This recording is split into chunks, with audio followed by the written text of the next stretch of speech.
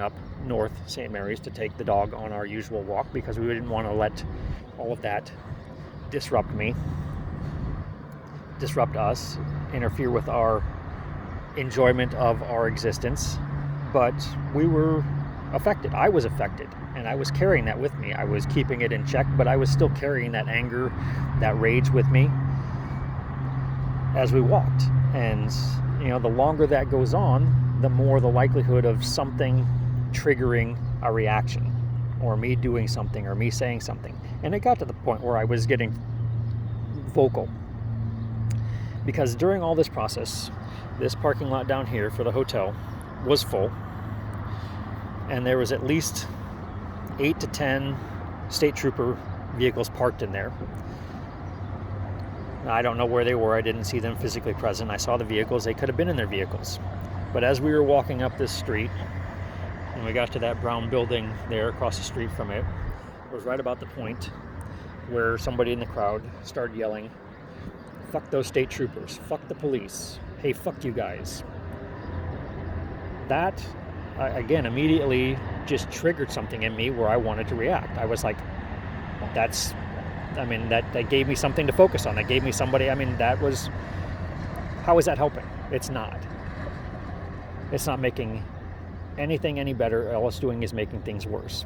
So as aggravated as I was, I choked it down, but then I start getting more vocal because it starts to seep out. So, I'm like, these guys are fucking idiots. That's what came out of my mouth. And part of me is passive aggressively hoping that somebody heard me and maybe something comes from it. Maybe something doesn't. I don't know. But that's just how things kind of evolve. That's kind of how it was evolving for me.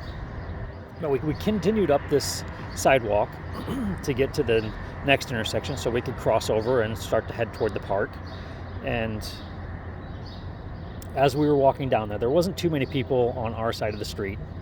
The other side of the street, this opposite side here in the frame, was still full with people chanting and carrying signs and marching. But we did come past a few people along the way, one of which was a single young African-American gentleman carrying a camera. Looked like he was documenting everything. And I could see the tension in his body. I could see the look on his face. His lips were pursed. His eyes were really squinty. He was on edge. I could tell it. I was on edge. My energy was, I know, as I said, that my rage has affected people around me. So we're crossing paths, and I made it a point to look him directly in the eyes and nod. And that nod is a show of respect. And I use that all the time. Those nonverbal actions, for me, are some of the greatest things that you could possibly do. But I looked him in the eyes, and as angry as I was and as tense as he was, I nodded. And he looked back. He looked me right in the eyes, and he hesitated a little bit, but he nodded as well. It was just a quick, simple gesture. It was a show of, I see you, you see me, we don't have a problem. And those things, just like I said, are the most powerful things that you could possibly do, is acknowledge another individual and go about your way. There's no conflict. My personal agitation, his personal agitation had nothing to do with it. It was a mutual sign of respect, and we both went on our ways.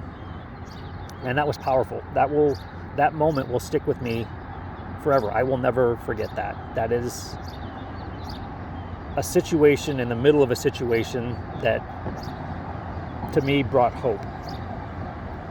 But we continued on our walk. We took the dog over to the park. There was almost nobody over there, and it was peaceful. And then we came back, and we were over there 10-15 minutes and came back, and we had to cross through more people still marching. And as peaceful as it was a block away in the park, as soon as we got back over here and there were still people yelling and chanting, the anger started to come back, the tension started to come back. It was immediately noticeable as soon as we got within close proximity.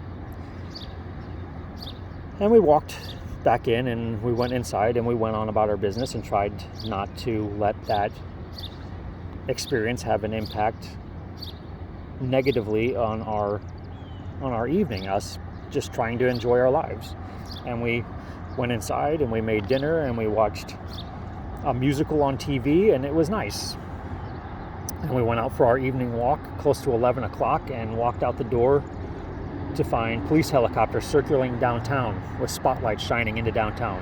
I've never seen that before. That's something, in the 2 years that we've lived here, we see them patrol, circle downtown, especially during different circumstances or incidents, but I've never seen that.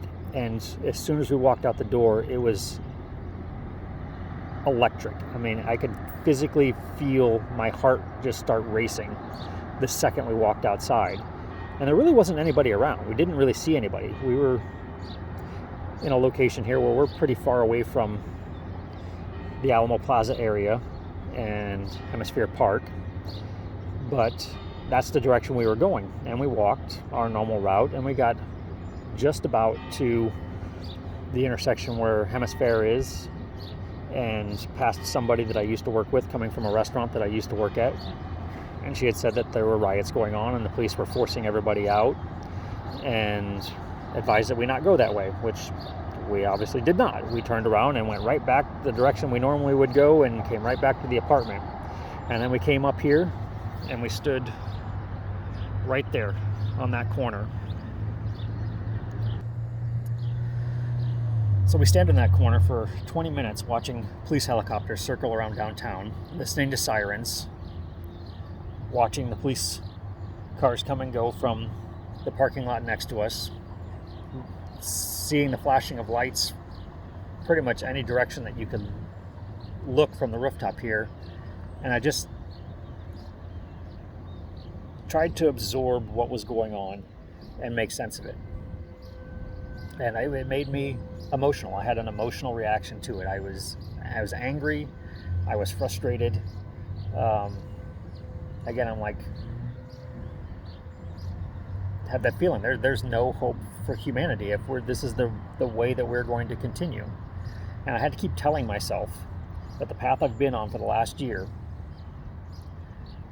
of living my best life, being happy, doing everything I can to appreciate and enjoy everything that I have around me every single day, every single minute, is the best way that I can make a difference in this and counteract that.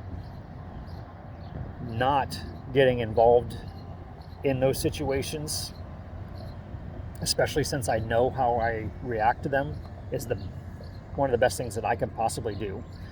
And I have a huge admiration to the individuals that get together and truly peacefully protest to make a difference, because that, I feel, is the only way that you can really make change happen, is getting together focused on a common goal and not letting your emotions get the best of you. I know how hard it is to deal with anger sometimes. It's just one of the things that I deal with.